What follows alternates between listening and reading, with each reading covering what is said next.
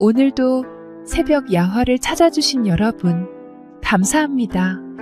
구독과 좋아요를 누르시고 행운을 받아가세요. 새벽 야화의 재밌는 이야기 시작합니다. 내년이 또 쓸데없는 짓을 하고 있구나. 감히 천한 것 주제에. 서슬퍼런 고함 소리가 정적을 갈랐답니다. 마당 한 구석에서 풀잎으로 작은 새 모양을 엮고 있던 옥단의 작은 어깨가 화들짝 떨렸지요.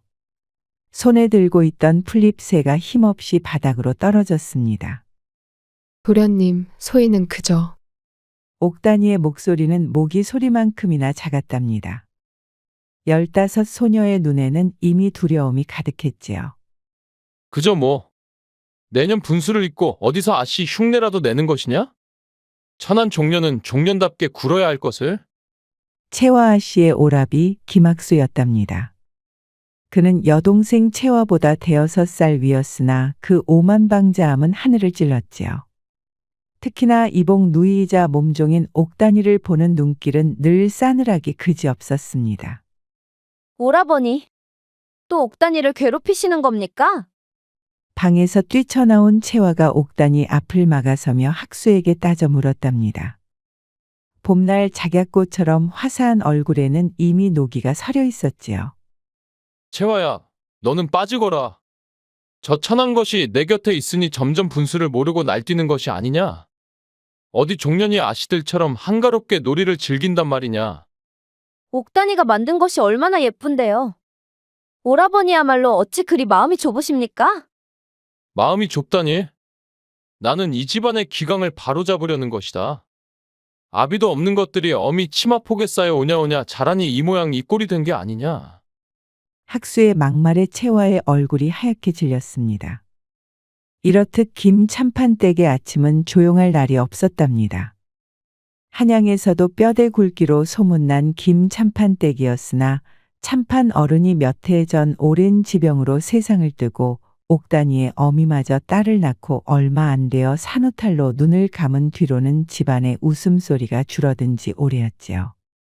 김 참판에게는 본부인 이씨 소생으로 학수와 채와 두 남매가 있었고 옥단이는 참판이 몸종에게서 본 딸이었답니다.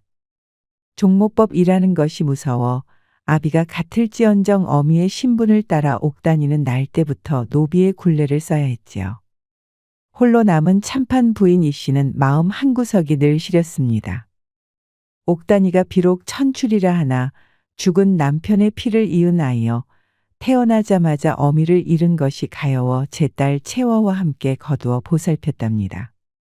채화아 씨 또한 옥단이를 친동생처럼 아끼고 살뜰히 챙겼으니 두 아이는 마치 한 뿌리에서 난 두 송이 꽃처럼 서로 의지하며 자랐지요. 어린 시절 채화는 옥단이에게 몰래 그를 가르치고 음식을 나눠 먹었으며 추위에 떠는 옥단이의 발을 밤새 주물러 주기도 했답니다. 그 온기를 옥단이는 평생 잊지 못했지요.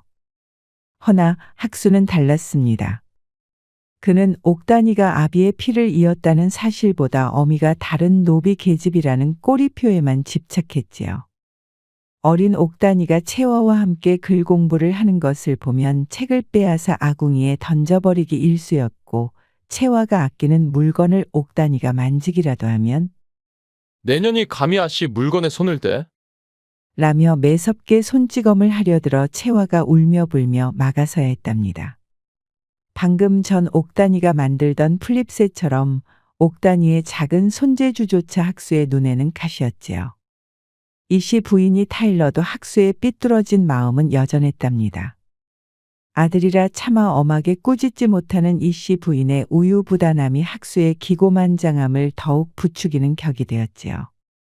때로는 학수의 눈을 피해 옥단이에게 몰래 약과를 쥐어주며 옥단아, 조금만 참으려무나. 내 오라비도 철이 들면 달라질 게다. 라며 위로했지만 그 말은 공허한 메아리처럼 들릴 뿐이었습니다. 세월은 흘러 채화는 16, 옥단이는 15이 되었답니다. 어느덧 홍기가 찬 처녀들이었지요. 학수는 이제 집안의 가장 노릇을 하겠다며 더욱 기세등등해졌습니다. 하루는 작심한 듯 이씨 부인과 채화를 불러 앉히고는 훈계를 늘어놓았지요. 어머니, 그리고 채화야. 이제 옥단이 저 아이도 다 컸으니 제 분수를 알게 해야 합니다. 언제까지고 아씨 행세를 하게 둘 수는 없는 노릇 아니겠습니까? 내일부로 옥단이는 저 아래채 부엌일을 맡기고 채화 너는 옥단이를 하대하도록 해라. 아씨는 아씨답게 종은 종답게 굴어야 집안의 기강이 바로 서는 법입니다. 채화가 대들었답니다. 오라버니, 그게 무슨 말씀이세요? 옥단이가 어찌 부엌일을, 저는 옥단이를 동생으로 생각합니다. 어찌 하루아침에 종으로 대하란 말씀이세요? 학수는 코웃음을 쳤지요. 허, 아직 철이 없구나. 동생이라니 가당차는 소리? 피가 섞였다 한들 노비는 노비일 뿐이다. 내가 정녕 이 집안의 앞날을 생각한다면 내 말을 따라야 할 것이다. 정 그렇다면 옥단이를 내 몸종으로 삼아 곁에 두는 것까지는 허락하마. 그 이상은 아니 된다. 이씨 부인도 눈물로 채화를 달랬답니다. 채화야, 오라비 말이 아주 틀린 것은 아니다. 세상 법도가 그러하니 어미도 마음이 아프지만 우선은 오라비 뜻을 따르자꾸나. 결국 옥단이는 그날부터 채화 아씨의 몸종이 되었답니다. 비록 신부는 갈렸으나 채화는 여전히 옥단이를 살뜰히 챙겼고 옥단이 또한 그림자처럼 채화 곁을 지키며 정성을 다했지요. 하지만 학수에게는 그것조차 못마땅했답니다. 채화가 잠시 자리를 비우기라도 하면 귀신같이 알고 옥단이를 불러내 온갖 자비를 시키고 트집을 잡아 괴롭혔지요. 한 번은 채화가 아끼던 놀이개가 보이지 않자 학수는 다짜고짜 옥단이를 도둑으로 몰아세웠습니다. 내년이 감히 아씨의 놀이개를 훔쳐. 당장 광에 가두고 실투할 때까지 매질을 해야겠다. 옥단이는 억울함에 눈물만 흘렸고 채화가 놀이개를 찾아내 겨우 누명을 벗었답니다. 하지만 학수는 사과는커녕 내년이 평소 행실이 바르지 못하니 의심을 받는 것이다. 라며 오히려 큰 소리를 쳤지요. 옥단이는 뛰어난 자수 솜씨를 지니고 있었답니다. 채화 씨의 낡은 저고리 옷고름에 작고 아름다운 매화꽃을 수놓아 새 옷처럼 만들자 이를 본 이씨 부인이 크게 칭찬하며 옥단이에게 비단 필과 좋은 시를 하사했지요. 내 솜씨가 참으로 곱구나. 앞으로도 채화의 옷가지들을 내 솜씨로 단장해 주렴. 옥단이는 감격하여 정성껏 술을 놓았고 채화는 그 옷을 입을 때마다 기뻐했답니다.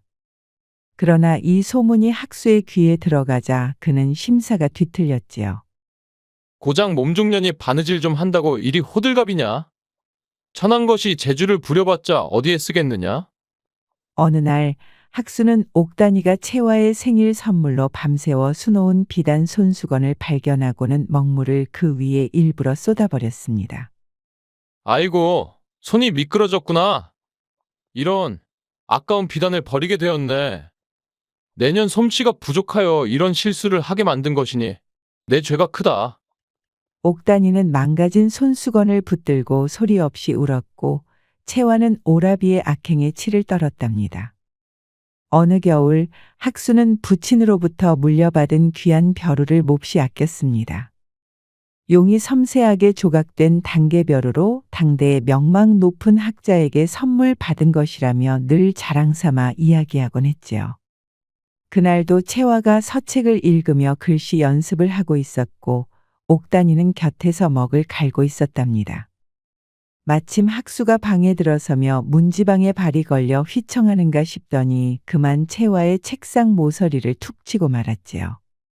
그 바람에 먹물이 담긴 작은 종지가 엎질러지며 채화가 쓰던 종이는 물론 옆에 놓여있던 학수의 애지중지하는 단계벼루의 검은 먹물이 흥건하게 튀었습니다. 학수는 제 실수는 생각지도 않고 버럭 소리를 질렀지요. 그의 얼굴은 분노로 붉게 달아올랐습니다. 이 천한 것. 내년 눈은 어디다 두고 먹을 갈기에 이 사다를 내. 이 귀한 벼루를 더럽혀. 내년 따위가 만질 물건이 아니란 말이다. 옥단이는 너무 놀라 숨조차 제대로 쉴 수 없었답니다. 온몸이 사시나무 떨듯 떨렸고 그저 바닥만 내려다보며 고개를 숙일 뿐이었지요. 채화가 황급히 나서서 옥단이를 감쌌습니다. 오라버니, 진정하십시오.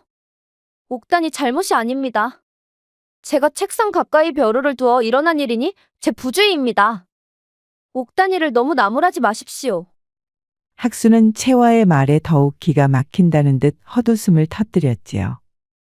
내가 아직도 저것을 감싸고 도는구나. 저 천한 것이 내 곁에 붙어 있으니 내가 저리 물드는 것이다. 시끄럽다. 내년은 잠자코 있거라. 그는 다시 옥단이에게 매서운 눈길을 돌리며 으르렁거렸습니다.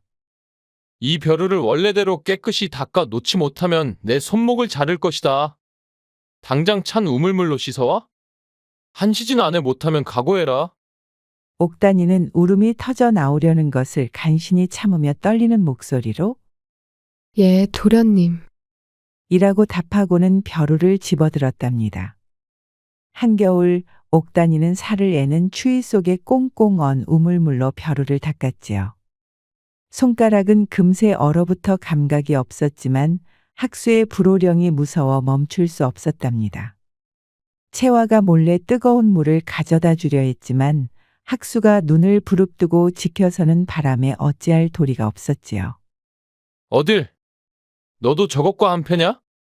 꼼짝 말고 방으로 돌아가. 학수의 고함에 채화는 발만 동동 구를 수밖에 없었답니다. 겨우 벼루를 다 닦았을 때 옥단이의 손은 온통 상처투성이었지요. 하지만 학수는 벼루를 받아들고는 콧방귀를 뀌며 이까짓 일 하나 제대로 못해서 시간을 끄느냐? 꼴보기 싫으니 썩 물러가 있거라. 라며 옥단이를 내쫓듯 했답니다. 그날 밤 옥단이는 얼어터진 손으로 밤새 앓았고 채화는 남몰래 눈물을 삼켰지요. 또 한 번은 이씨 부인이 가벼운 감기 몸살로 며칠 자리에 누운 적이 있었답니다. 입맛이 없어 아무것도 넘기지 못하는 어머니를 위해 학수는 자신이 특별히 아끼는 귀한 꿀을 가져오겠다고 큰 소리를 쳤지요. 그 꿀은 먼 친척이 진상한 것으로 양이 적어 아주 귀하게 여기는 것이었답니다. 학수는 옥단이에게 찬장 깊숙한 곳에 보관된 꿀단지를 가져오라고 시켰습니다. 저기 찬장 맨 위 칸 안쪽에 작은 백자 단지가 있을 것이다. 그것이 바로 어머님께 드릴 꿀이니 조심해서 가져오너라. 만일 한 방울이라도 흘리거나 깨뜨렸다가는 내년은 살아남지 못할 줄 알아라. 옥단이는 의자를 놓고 올라갔지만 찬장이 높아 단지가 손에 잘 잡히지 않았답니다. 학수는 뒤에서 팔짱을 끼고 지켜보며 비웃음 섞인 목소리로 재촉했지요. 꿈을 대지 마라. 단지 하나 꺼내는데 반나절이냐? 떨어뜨리면 내년은 끝장이다. 그 꿀 한 방울이 내 목숨보다 비싸다. 옥단이는 손을 뻗어 단지를 잡으려 했지만 찬장이 높아 발끝을 세워도 아슬아슬했답니다. 도련님, 조금만. 조금만 뭐? 내년 팔이 짧은 것을 나더러 어쩌란 말이냐? 어서 꺼내지 못해. 옥단이가 겨우 단지를 꺼내려 할 때 학수는 마치 벌레를 쫓듯 슬쩍 의자를 발로 툭 쳐서 옥단이를 휘청하게 만들었답니다. 아얏, 옥단이는 짧은 비명을 지르며 중심을 잃고 쓰러질 뻔했지만 반사적으로 단지를 끌어안아 깨뜨리는 것은 면했지요. 하지만 그 과정에서 단지 뚜껑이 살짝 열리며 진득한 꿀 몇 방울이 마루바닥에 뚝뚝 떨어지고 말았답니다. 그것을 본 학수는 기다렸다는 듯이 눈을 부릅뜨고 고함을 질렀지요. 이 쓸모없는 것. 귀한 꿀을 흘려? 어머님 병안을 깊게 할 셈이냐? 당장 꺼져라. 내년은 밥도 아깝다.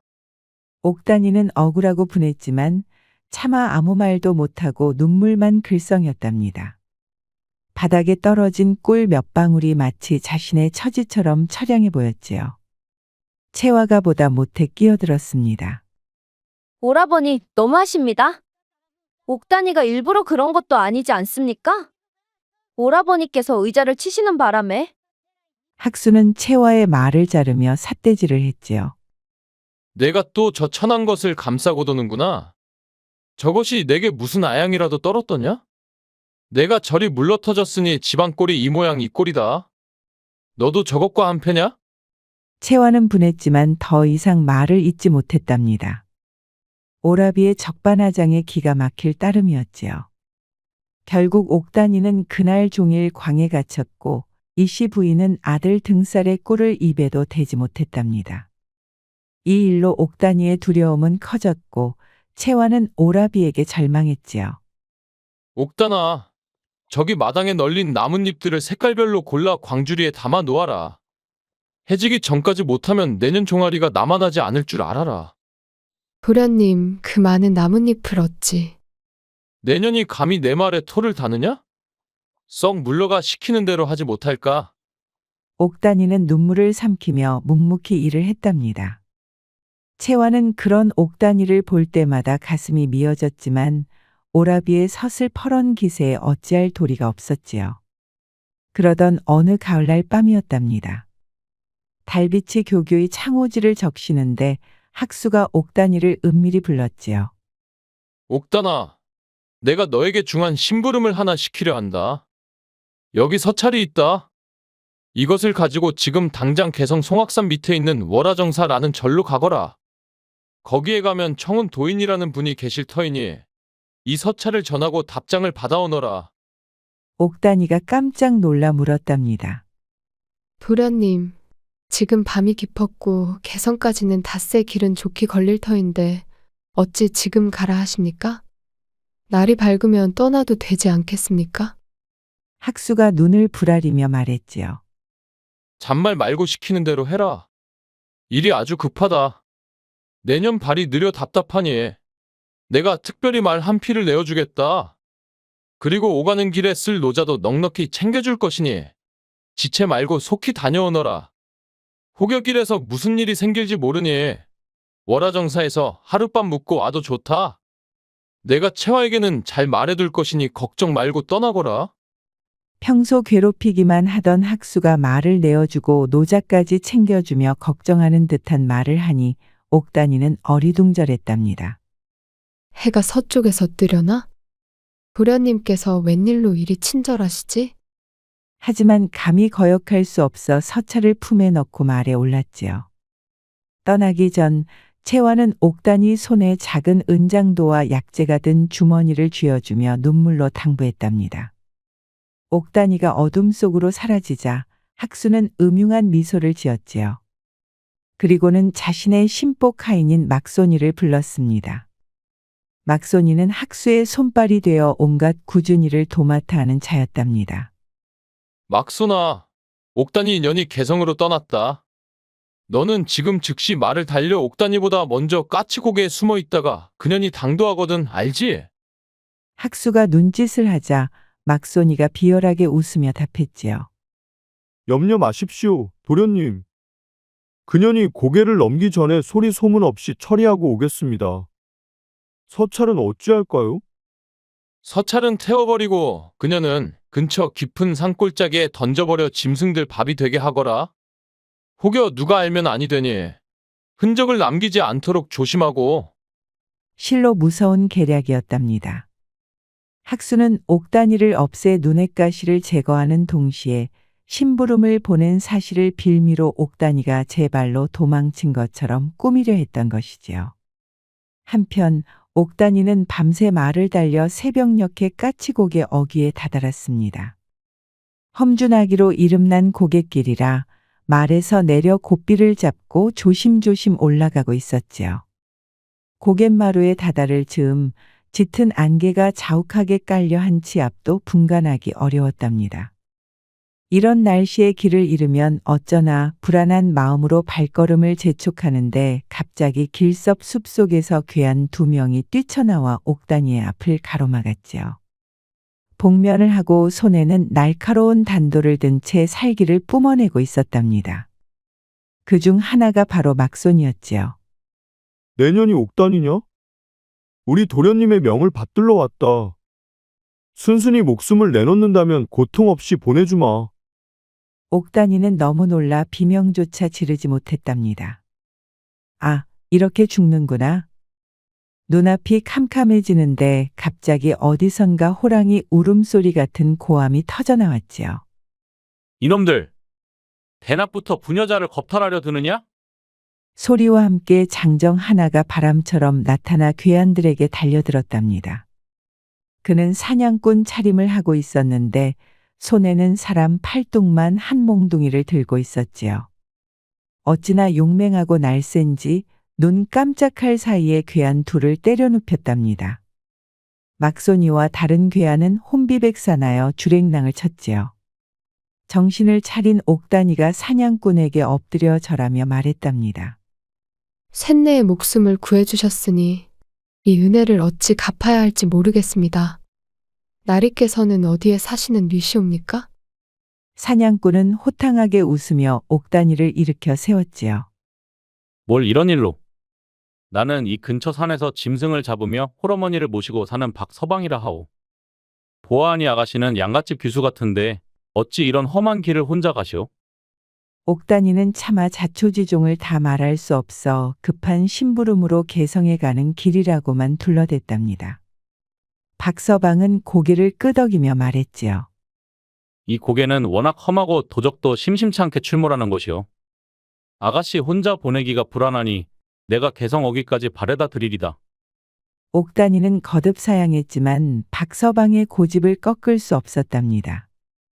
그렇게 박서방의 호의를 받으며 옥단이는 무사히 개성에 도착할 수 있었지요. 월화정사를 찾아 청운 도인에게 서찰을 전하니 도인은 서찰을 읽고는 잠시 눈을 감고 생각에 잠기더니 답장 대신 작은 비단 주머니 하나를 옥단이에게 건네주었답니다. 청운 도인은 옥단이의 얼굴을 유심히 살피더니 내 관상에는 물의 기운이 강하나 불의 시련 또한 만만치 않겠구나. 허나 물은 결국 불을 이기는 법.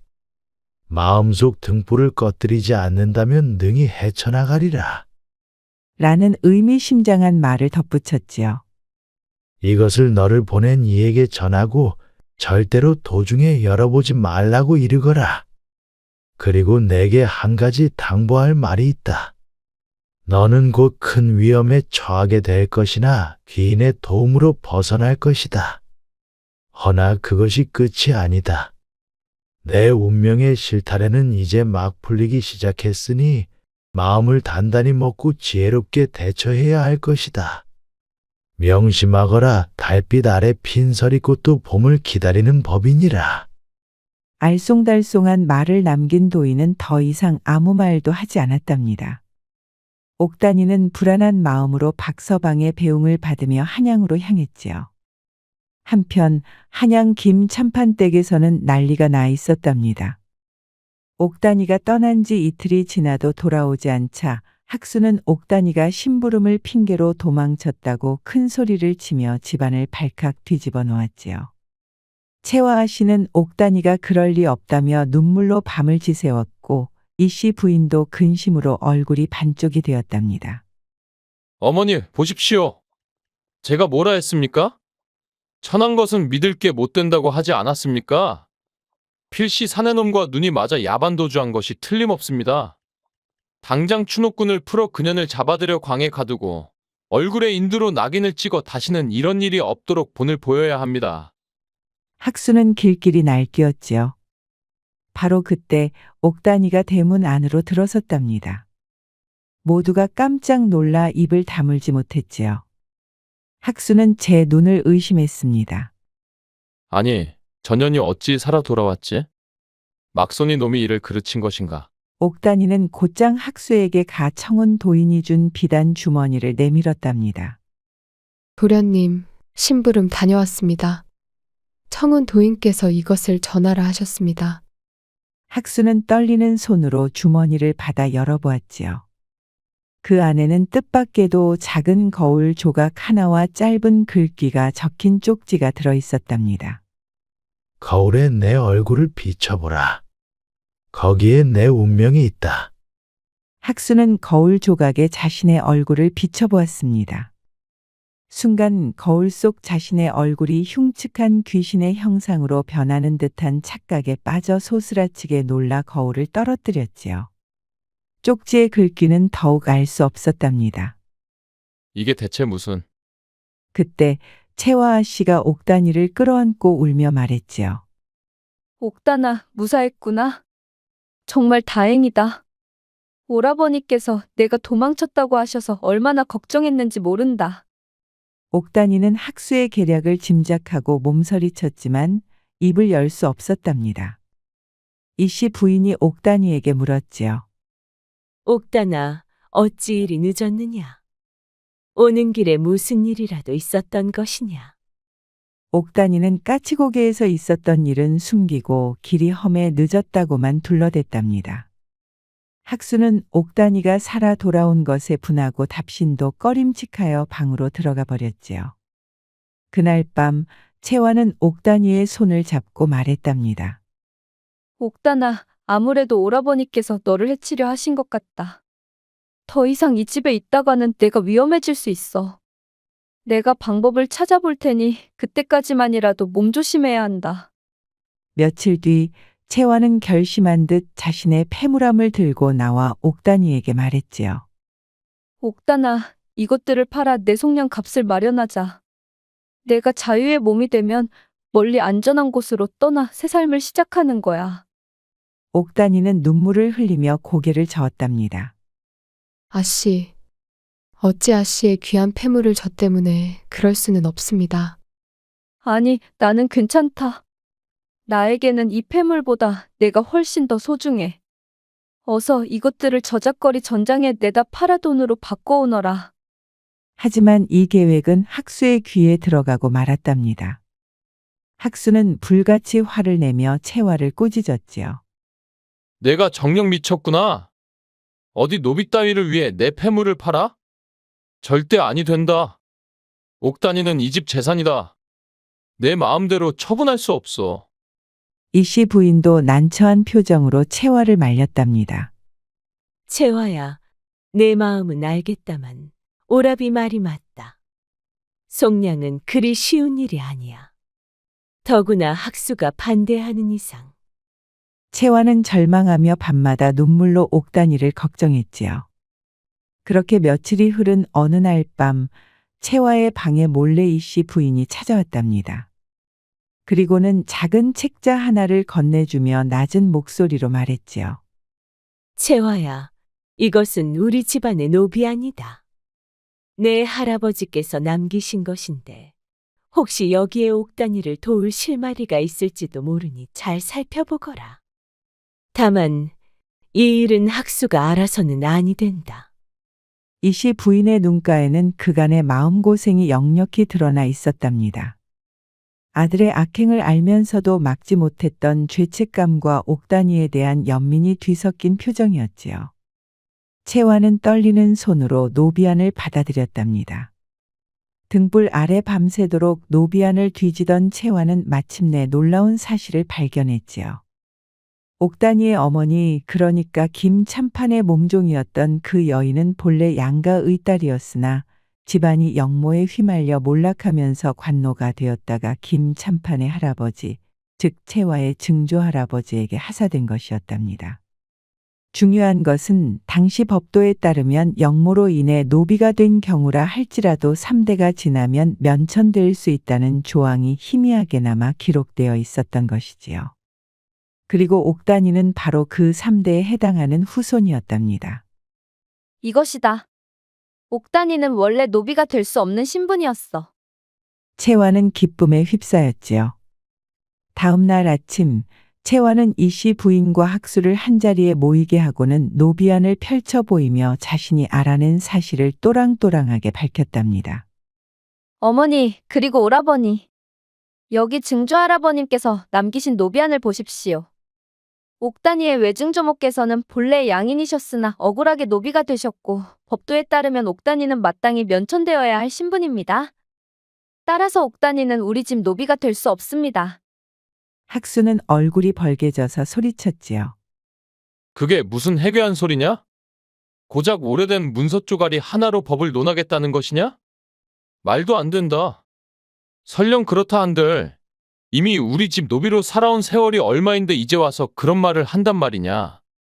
하지만 이 씨 부인은 채화의 말을 듣고 깊은 생각에 잠기더니 이윽고 결심한 듯 입을 열었답니다. 학수야, 채화 말이 맞는 것 같다. 나도 어렴풋이 그런 이야기를 들은 기억이 나는구나. 옥단이 어미가 참으로 딱한 사람이었지. 법도가 그러하다면 마땅히 따라야 할 것이다. 옥단이는 오늘부로 우리 집 노비가 아니다. 자유의 몸이니 원하는 곳으로 떠나도 좋다. 이 씨 부인은 오랜 망설임 끝에 내린 결정에 스스로도 후련함을 느끼는 듯했지요. 학수는 분했지만 어머니의 단호한 결정과 증거 앞에 어쩔 수 없이 입을 다물었답니다. 그리하여 옥단이는 꿈에도 그리던 자유를 얻게 되었지요. 채화와 옥단이는 부둥켜 안고 기쁨의 눈물을 흘렸답니다. 이 씨 부인은 옥단이에게 그동안의 노고에 대한 품삯과 함께 두둑한 전별금을 챙겨주며 앞날을 축복해 주었지요. 옥단아, 그동안 고생 많았다. 이제 헐월 나라 내 뜻대로 살아가거라. 혹여 어려운 일이 생기거든 언제든 나를 찾아오너라. 옥단이는 채화에게 몇 번이고 절을 하며 감사를 표했답니다. 아씨, 아니, 이제는 언니라고 불러도 되겠지요? 이 은혜를 평생 잊지 않겠습니다. 채화도 눈물을 글썽이며 옥단이의 손을 잡았지요. 옥단아, 내 동생아. 어디에 있든 항상 몸 건강하고 행복해야 한다. 우리 꼭 다시 만나자. 학수는 끝까지 퉁명스러운 표정이었지만 떠나는 옥단이에게 작은 전대 하나를 툭 던져주며 말했답니다. 가려거든 곱게 가거라. 이거나 받고 2번 다시 내 눈앞에 나타나지 마라. 전대 안에는 제법 많은 엽전이 들어있었지요.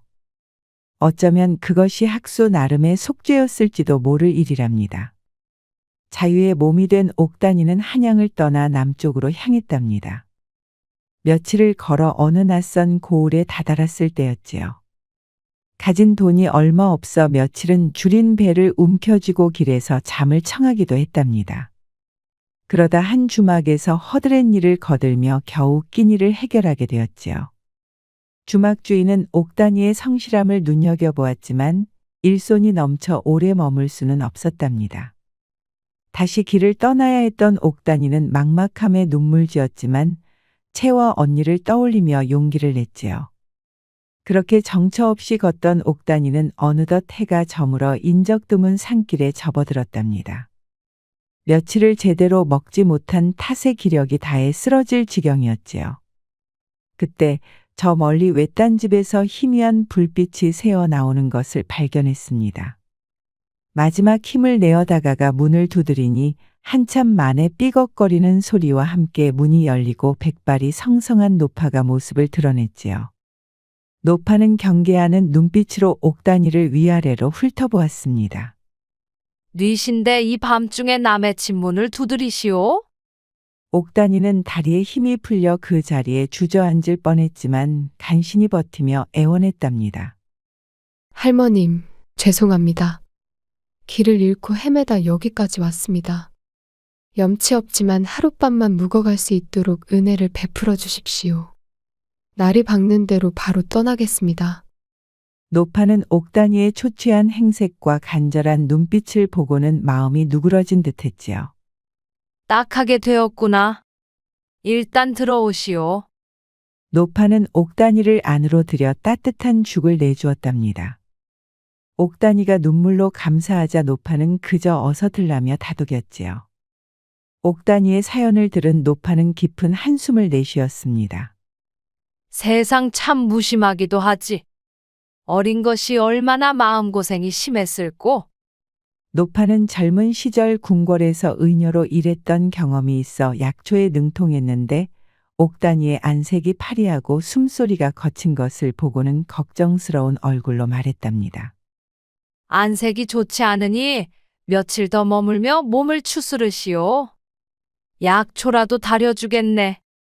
옥단이는 사양했지만 노파의 배려에 결국 머물렀지요. 몸을 추스른 옥단이는 다시 길을 떠나 어느 작은 마을에 이르렀는데 공교롭게도 그 마을에는 역병이 돌고 있었답니다. 사람들은 공포에 질려 서로를 멀리했고 병자들은 제대로 된 보살핌도 받지 못한 채 신음하고 있었지요. 옥단이는 노파에게 배운 지식을 떠올리며 주저없이 병자들을 돌보기 시작했습니다. 약초를 케어다려 먹이며 밤낮으로 간호했지요. 처음 옥단이가 병자들을 돌보려 하자 겁에 질린 마을 사람들은 그녀를 경계했습니다. 한 촐로가 나서서 옥단이를 막아섰지요. 니시여? 함부로 병자에게 다가가려 하다니. 역신의 신 것은 아니오? 옥단이는 차분하게 대답했답니다. 저는 그저 지나가는 길손입니다. 허나 앓는 이를 보고 어찌 그냥 지나칠 수 있겠습니까? 제가 아는 미력한 의술이나마 보탬이 될까 하여 나선 것이니 너무 경계하지 마십시오. 옥단이의 헌신적인 모습에 마을 사람들도 차츰 마음을 열었답니다. 한 안악이 옥단이에게 다가와 물었지요. 아가씨, 고맙소. 남편이 아가씨 덕에 살았소. 약초를 어찌 그리 잘 아시오? 옥단이는 미소를 지으며 답했답니다. 예전에 한 할머님께 조금 배웠을 뿐입니다. 제가 한 일은 아무것도 없습니다. 그저 하늘이 도우신 것이지요. 역병의 기세가 꺾이고 마을 사람들이 하나둘 기력을 되찾자 촌장이 마을 사람들을 대표하여 옥단이에게 큰 절을 올렸습니다. 아가씨는 우리 마을의 은인이시오. 이 은혜를 어찌 갚으리까? 마을 사람들도 저마다 감사를 표했지요. 옥단이는 겸손하게 손을 저으며 말했답니다.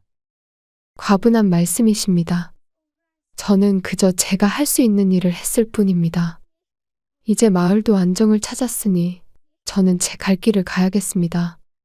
마을 사람들은 아쉬워했지만 옥단이는 조용히 떠났고 사람들은 오래도록 그녀를 잊지 않았답니다. 마침 장날이라 장터는 사람들로 북적였고 옥단이는 혹시나 일자리를 구할 수 있을까 하여 장터를 기웃거렸습니다. 그런데 주막 한편에서 시비가 붙어 소란이 일고 있었지요. 한 상인이 다른 상인에게 돈주머니를 도둑 맞았다며 삿대질을 하고 있었고 지목당한 상인은 억울함을 호소하고 있었답니다. 포졸까지 출동하여 옥신각신하는 와중에 하필이면 옥단이가 그 근처에 있었다는 이유로 엉뚱하게 도둑의 공범으로 몰릴 위기에 처했지요. 행색이 초라하고 의지할 곳 없어 보이는 옥단이를 만만하게 본 것이랍니다. 옥단이는 당황하여 어쩔 줄 몰라 했지요. 저는 아무것도 모릅니다. 방금 이 마을에 도착했을 뿐입니다. 하지만 아무도 그녀의 말을 믿어주려 하지 않았답니다. 그때 군중 속에서 익숙한 목소리가 들려왔지요. 잠깐! 그 아가씨는 내가 아는 사람이오. 절대 도둑질을 할 사람이 아니오. 목소리의 주인공은 다름 아닌 박서방이었답니다. 그는 사냥한 짐승의 가죽을 팔러 장에 왔다가 우연히 이 광경을 목격한 것이지요. 박서방은 당당하게 나서서 옥단이의 결백을 주장했고 그의 용모와 기세에 눌린 포졸들은 함부로 옥단이를 다그치지 못했답니다. 마침 진짜 도둑이 다른 곳에서 붙잡혔다는 소식이 전해지면서 옥단이는 간신히 누명을 벗을 수 있었지요. 박서방은 옥단이를 데리고 주막을 나와 자초지종을 물었답니다. 옥단이가 자유의 몸이 되어 새 삶을 찾아 나선 길임을 알게 된 박서방은 진심으로 기뻐하며 자신의 고향으로 함께 가자고 제안했지요. 내 홀어머니를 모시고 사는데 아가씨처럼 착하고 바른 사람이라면 우리 어머니도 분명 좋아하실 것이오. 내 비록 가진 것은 없으나 아가씨를 굶기지는 않을 자신이 있어. 옥단이는 박서방의 진심에 감동하여 그의 제안을 받아들였답니다. 두 사람은 함께 박서방의 고향으로 향했지요. 산 좋고 물 맑은 작은 마을이었답니다. 하지만 박서방의 홀어머니는 처음 옥단이를 보자 그리 탐탁지 않은 표정이었지요. 아들의 배필감으로는 어딘가 부족해 보였던 것이랍니다. 특히 옥단이가 과거 참판댁에서 노비로 지냈다는 사실을 어렴풋이 알게 되자 더욱 마음을 열지 않았습니다. 우리 가문이 비록 넉넉지는 못해도 대대로 양민으로 살아왔거늘 어찌 노비 출신을 며느리로 들인단 말이냐? 박서방이 아무리 옥단이의 사람됨을 설명해도 홀어머니의 마음은 쉽게 풀리지 않았답니다. 옥단이는 묵묵히 박서방의 어머니를 정성껏 모셨습니다. 새벽 일찍 일어나 집안을 쓸고 닦았으며 맛깔스러운 음식으로 봉양했지요. 홀어머니가 오랜 기침병으로 고생하는 것을 알고는 산에서 약초를 캐어다려 드렸고 밤에는 잠 못 이루는 어머니의 등을 쓸어주며 옛 이야기를 들려드리기도 했답니다. 한 번은 홀어머니가 좋아하는 산나무를 구하러 깊은 산속에 들어갔다가 길을 잃고 밤늦도록 돌아오지 못한 적이 있었지요. 박서방과 마을 사람들이 횃불을 들고 찾아 나섰을 때 옥단이는 지친 몸으로 산나물 한 바구니를 꼭 쥔 채 바위 틈에 쓰러져 있었답니다. 그 정성에 시어머니도 차츰 마음을 열었지요. 그러던 어느 해 마을에 큰 가뭄이 들어 강물이 마르고 우물조차 바닥을 드러냈답니다. 사람들은 물 한 모금 구하기 어려워 고통받았고 박서방의 어머니는 그만 열병으로 자리에 눕고 말았지요. 의원도 부르지 못하고 약달릴 물조차 귀한 상황에서 옥단이는 밤낮으로 시어머니 곁을 지켰답니다. 먼 곳에서 물을 길어오고 아는 지식을 총동원해 간호했지요. 며칠 밤낮을 뜬 눈으로 지새우는 옥단이의 모습은 처절했답니다. 박서방은 그런 옥단이를 보며 눈시울을 붉혔고 마을 사람들 또한 옥단이의 효심에 감탄했지요. 마침내 옥단이의 지극한 정성이 하늘에 닿았는지 박서방의 어머니는 기적적으로 열이 내리고 기력을 회복하기 시작했습니다. 병상에서 일어난 홀어머니는 옥단이의 손을 잡고 눈물을 흘리며 말했지요. 아가야, 내가 너를 오해했구나. 내가 우리 집 복덩이다. 출신이 대수랴. 내 고운 마음이 보배지. 내 덕에 살았다. 그렇게 옥단이는 박서방의 홀어머니에게도 인정을 받고 마침내 박서방과 혼례를 올려 정식으로 부부가 되었답니다. 두 사람은 단란한 가정을 꾸려 서로 아끼고 사랑하며 행복하게 살았고 몇 년 뒤에는 아들, 딸도 낳았지요. 한편 한양의 채화 씨는 명망 있는 가문으로 시집을 가 정숙한 안주인이 되었답니다. 남편은 온화했으나 시어머니는 며느리를 엄하게 다루었지요. 채화는 시집살이의 고단함 속에서도 옥단이를 잊지 못했습니다. 밤이면 옥단이가 어디선가 잘 살고 있기를 기도했고 낮에는 혹여 옥단이의 소식을 들을 수 있을까 귀를 기울였지요. 시댁의 엄격한 분위기와 남편의 무관심 속에 외로움을 느낄 때면 어린 시절 옥단이와 나누었던 따뜻한 우정을 떠올리며 위안을 삼곤 했답니다. 한 번은 시어머니의 생신 잔치 준비로 며칠 밤을 새우다 몸져 누웠는데 곁에서 간호해 줄 사람 하나 없이 홀로 끙끙 앓아야 했지요. 그때 문득 옥단이가 자신을 간호해 주던 따뜻한 손길이 그리워져 서러움의 눈물을 쏟기도 했답니다. 옥단이는 지금 어디서 어떻게 지내고 있을까? 그러던 어느 해 가을 채화의 친정어머니인 이씨 부인이 사위 집에 문안을 왔습니다. 모녀는 오랜만에 회포를 풀며 이런저런 이야기를 나누었지요. 그러다 이씨 부인이 조심스럽게 입을 열었답니다. 채화야, 내 오라비 학수 말이다. 얼마 전에 큰 망신을 당할 뻔했단다. 오라버니께서요? 무슨 일이 있었사옵니까? 예전에 옥단이를 해치려 했던 금악손이라는 하인이 있지 않느냐. 그놈이 다른 죄를 지어 관아에 붙잡혔는데 취조 중에 옛날 일까지 일부 발설할 뻔했던 모양이다. 내 오라비가 옥단이에게 무슨 짓을 하려 했는지 다행히 집안의 체면을 생각해 겨우 무마시켰지만 아주 큰일 날 뻔했지. 학수 그 아이도 이번 일로 정신을 좀 차렸으면 좋으련만 여전히 제 잘못을 뉘우치지 못하고 있으니 어미로서 가슴이 답답하구나. 이씨 부인은 한숨을 내쉬었답니다. 학수는 그 일로 가세가 더욱 기울어 한동안 두문불출했다고 전해졌지요. 채화는 어머니 말에 가슴이 철렁했고 옥단이를 향한 그리움은 더욱 깊어져 꼭 다시 만나리라 다짐했답니다. 채화는 그날부터 틈틈이 옥단이를 닮은 어린 계집종에게 글을 가르치고 어려운 이웃을 돕는 일에 더욱 마음을 썼지요. 마치 옥단이에게 진 빚을 조금이나마 갚으려는 듯이 말입니다. 몇 해가 더 흘렀습니다.